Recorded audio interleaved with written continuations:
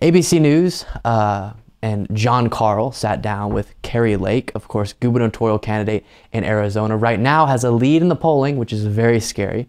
She is one of the best examples of someone who has taken Trump's book, taken his kind of, rule book and followed it to a T and followed the pattern that he set in how you situate your election in the minds of your voters, where the only way that the election can be fair is if you win. And that's very scary, and that's going to lead to possible very, very negative outcomes in the midterms that we're in the middle of right now. And so ABC News did a pretty good job of kind of splicing in fact checks after the fact within this interview, which I like, because one of the things we talked about, and then we'll get to the interview, but one of the things we've talked about on this show is it's really hard with the conspiracy theorists to have an interview or a debate, because what they have on their side is the ability to say anything about anything whenever they want that's advantageous, regardless of its attachment to reality or to any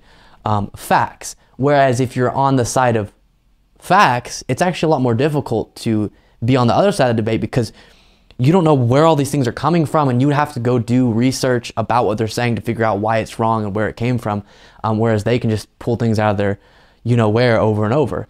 And so it's very good if you can just do the interview, maybe fact check them live a couple times, but if they bring up a claim that you're not familiar with in that moment, just wait later, splice in a fact check once you have time to go look into where this lie came from and what the context is.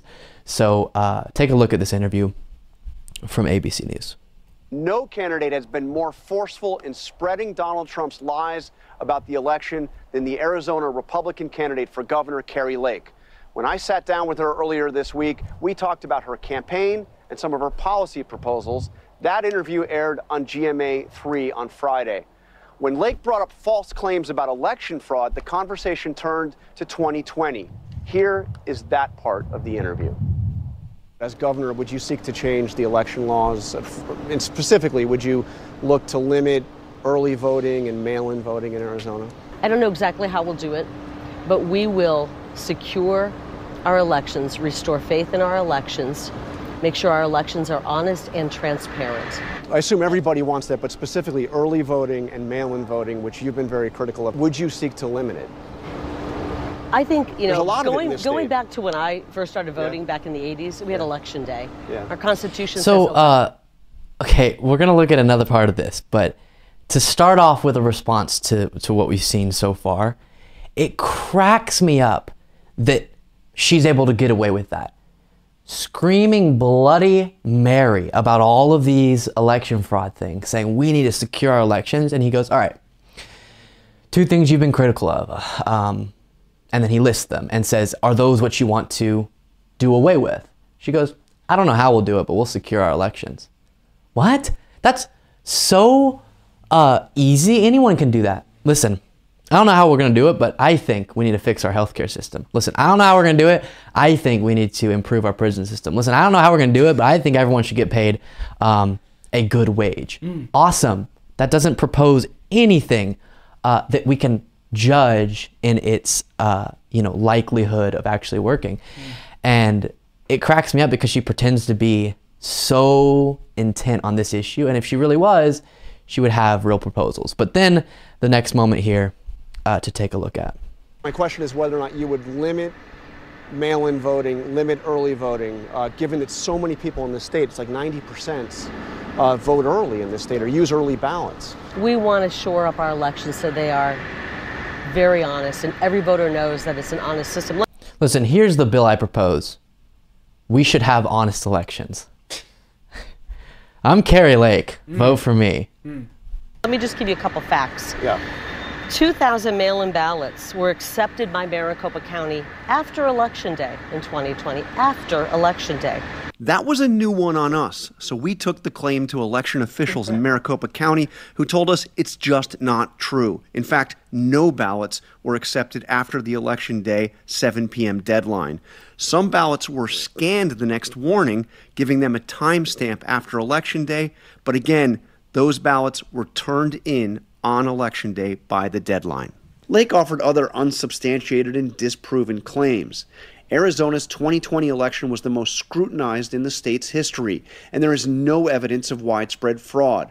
A comprehensive investigation by Maricopa County found, quote, 100 potentially questionable ballots cast out of 2.1 million. Hardly enough to change the results. I certainly hope that we're going to talk more than about elections today, because I sat here today to talk about my policies. Well, we've been talking about a whole bunch of other things besides elections, but since you brought up... I find it funny. We'll stop it there, but she's been doing this a lot recently, I think, because now she's out of the primary into the general, knowing that the average independent voter or moderate Republican voter doesn't want to just hear about the election. So she has to stick to her claims about it to make her base happy, but also pretend like she has other policy proposals, even though, as I've talked about before, no, I actually think it's justified to say, nope, we don't get to talk about anything else except for your claims about the election, because none of your policy proposals matter if you don't even care, if you don't even believe in the legitimacy of the election you're running in. Because what you're doing is trying to convince us we should vote for you, but you're telling us that the process in which we would do that is illegitimate. So that's all we're talking about. But I do love how they broke that down there. And again, if you pre-tape the interview and can go do that, it is the most responsible way, I think, to deal with these types of dishonest individuals. And as they highlighted, the Arizona election has been so scrutinized to the point where this weird right-wing organization came in and did what they called a forensic audit. And after it, again, they just got permission to go do this. They were saying, we're going to go find election fraud. And after the audit they did, they found that Biden actually won by more votes than was previously counted. It was crazy. That's funny. That's funny. Yeah. And so these claims are not true. And then they said 100 were found to be questionable. Oh, 100 votes out of 2.5 million. That's actually less than I think is acceptable. I think in any election, you're going to have some where, wait, is this person actually registered? Maybe they did that wrong. Or that just is going to happen. But the fact that they only found 100 questionable ballots out of 2.5 million is spectacular. Of course, especially when they're pushing 2,000, 18,000 votes in the middle of midnight. Like, yep. What? Yeah. So there it is. Kari Lake just absolutely getting humiliated by ABC News.